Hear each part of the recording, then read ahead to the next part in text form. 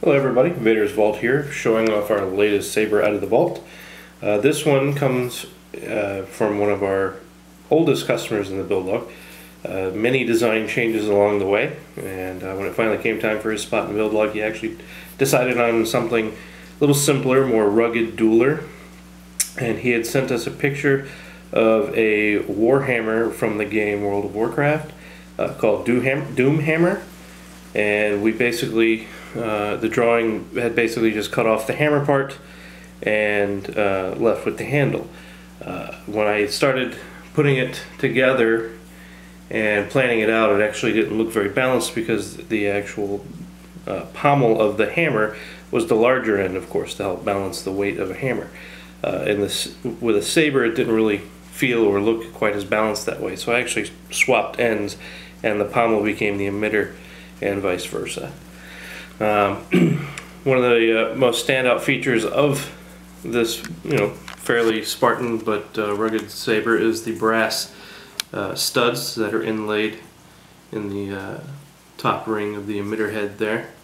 There are 4 of them. It is a very heavily weathered saber with some gouges and cut lines cut deep into the actual emitter with the grime and grease weathering.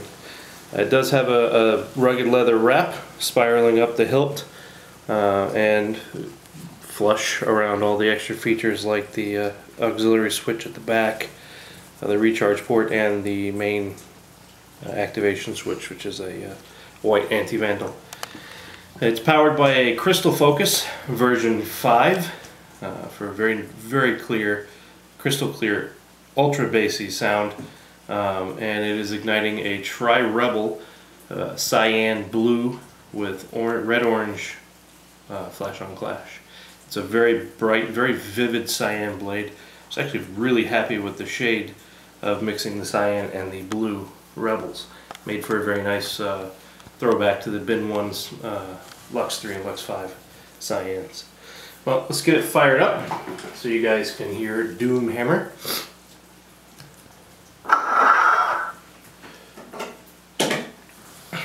You can see the bright white anti-vandal switch set to the crystal pulse setting on the crystal focus, so we'll do the breathing during standby. As you can see, very nice shade of cyan, very bright. It's got a heavy pulse on this particular font, which I actually happen to like, and very deep sound.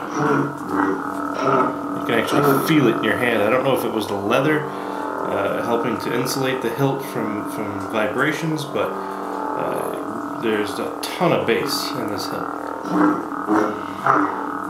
And of course it's super warm and super clear, as only the crystal focus can deliver.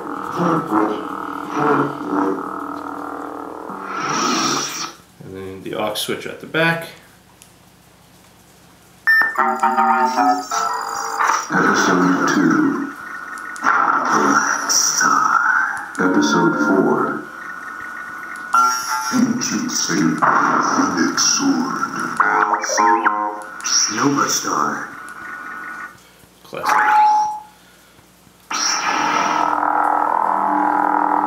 The customer did want a heavy pulse in most of his font selection, so I did put it on the configuration. As you can hear, everything is super clear, and I hope it comes across in the video of how much low end there is to this saber, but you can actually feel it in your hand, and it's pretty cool. But you can find these fonts in about 130 other really cool fonts by some of the most talented people in the industry at www.saberfont.com. And if you want to hang out with other cool saber peeps and talk all things geeky Star Wars and lightsabers, head on over to the fx-sabers/forums, and we'll see you there. Thanks again from Vader's Vault.